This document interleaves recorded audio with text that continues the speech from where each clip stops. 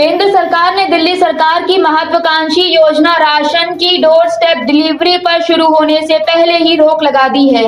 इस योजना के तहत लोगों को उनके घर पर ही सूखा राशन पहुंचाया जाता, लेकिन केंद्र सरकार ने इस योजना पर रोक लगा दी है।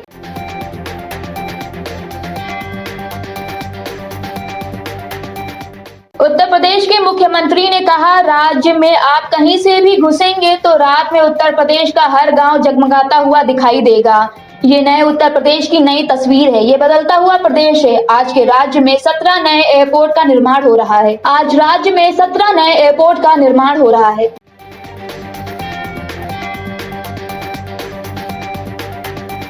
उत्तर प्रदेश के मुख्यमंत्री ने ट्वीट के जरिए कहा, प्रधानमंत्री के मार्गदर्शन और निर्देशन में रिफॉर्म, परफॉर्म और ट्रांसफॉर्म के मंत्र को मूर्त रूप देते हुए राज्य में हुए व्यापक परिवर्तन के लिए प्रदेश की 24 करोड़ की जनता का अभिनंदन करते हुए सभी को हृदय से बधाई देता हूं।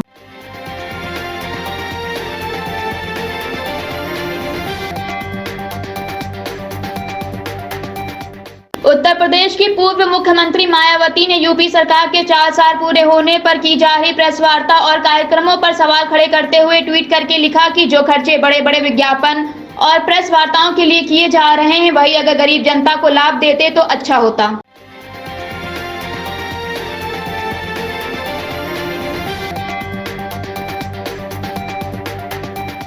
कोरोना के बढ़ते मामलों को मद्देनजर रखते हुए देश की राजधानी लखनऊ में जिला अधिकारी अभिषेक प्रकाश ने कोरोना को लेकर दिशा निर्देश जारी करते हुए कहा कि मास्क का उपयोग करना और सोशल डिस्टेंसिंग का पालन करना अनिवार्य होगा। बिना मास्क किसी भी प्रतिष्ठान में प्रवेश नहीं दिया जाएगा और नियमों का उल्लंघन करने वालों पर सख्त कार्रवाई की जाएगी।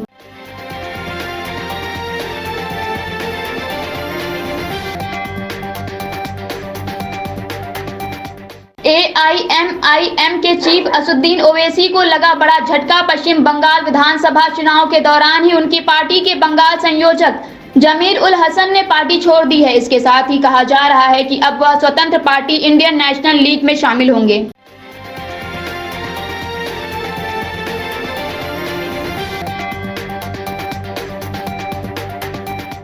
बिहार की राजधानी पटना में दिन दहाड़े ATM में सिक्योरिटी गार्ड को गोली मारकर बदमाश 9 लाख रुपए लूटकर फरार हो गया, जिसके बाद घायल सिक्योरिटी गार्ड को अस्पताल में भर्ती कराया गया है और अपराधियों की गिरफ्तारी के लिए पुलिस ने छानबीन शुरू कर दी है।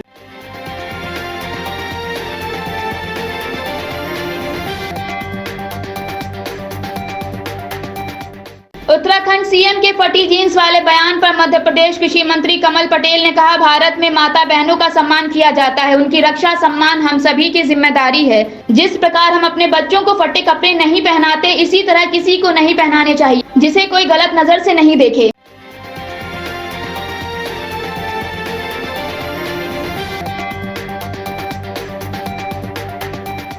पश्चिम बंगाल के पूर्व मैदानपुर में मध्य प्रदेश के मुख्यमंत्री ने कहा, यहाँ टीएमसी ने गुंडागर्दी की राजनीति की है, बम और बंदूक की राजनीति की है। याद रखना, 2 मई आई, दीदी गई, भाजपा आई। जैसे ही भाजपा आई, बम और बंदूक की राजनीति समाप्त कर दी जाएगी।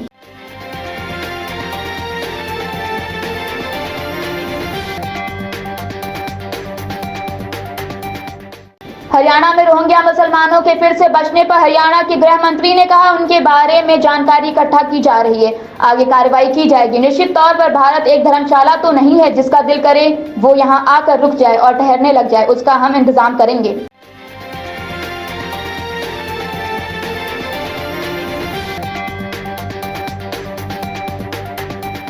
मथुरा में महापंचायत को संबोधित करने के बाद अखिलेश यादव बरसाना स्थित राधा रानी मंदिर में पहुंचे, जहां बाहर खड़े श्रद्धालुओं ने अखिलेश यादव को देखते ही मोदी मोदी के नारे लगाने शुरू कर दिए, जिस पर अखिलेश ने श्रद्धालुओं का हाथ हिलाकर अभिवादन किया।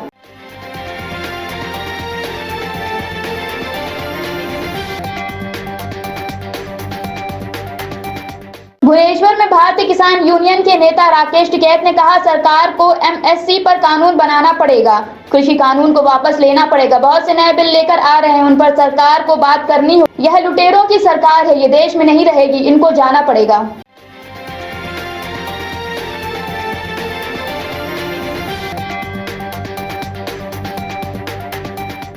उत्तराखंड के मुख्यमंत्री तीरथ सिंह रावत द्वारा महिलाओं के पहनावे पर विवादित बयान देने पर पूर्व मुख्यमंत्री मायावती ने निशाना साधते हुए ट्वीट करके लिखा कि मुख्यमंत्री महिलाओं के पहनावे से हटकर प्रदेश की जनता पर समुचित ध्यान दे, यही बीएसपी की सलाह है।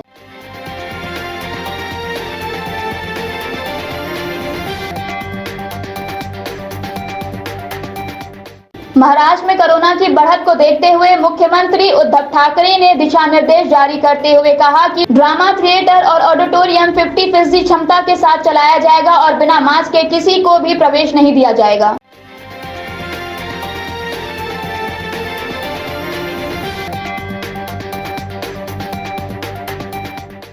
ममता बनर्जी ने एक बयान दिया था जिसमें उन्होंने कहा था कि प्रधानमंत्री टेलीप्रॉम्प्टर से बंगाली पढ़ते हैं, जिस पर भाजपा नेता दिलीप घोष ने कहा ममता बनर्जी बांग्ला, हिंदी और अंग्रेजी ठीक से नहीं बोलती हैं। वह दिल्ली में भी मंत्री रही हैं, फिर भी उन्हें हिंदी नहीं आती। वह घटिया बंगाली भाषा बोलती हैं, हम शर्मिंदा होते हैं।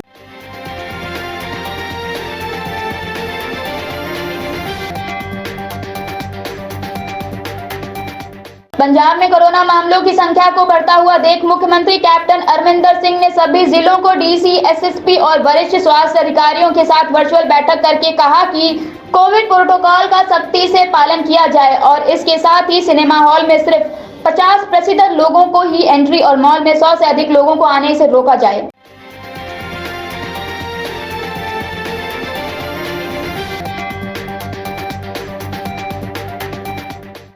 राष्ट्रीय जनता दल के नेता तेजस्वी यादव विपक्षी नीतीश सरकार पर लगातार हमलावर रहते हैं, जिसके चलते ही तेजस्वी यादव नीतीश सरकार के दागी मंत्रियों की सूची लेकर विधानसभा पहुंच गए और विधानसभा अध्यक्ष से उन्होंने शून्यकाल में अपनी बात रखने को कहकर कार्यवाही शुरू होने से पहले ही स्पीकर के सामने अपनी बात रखी।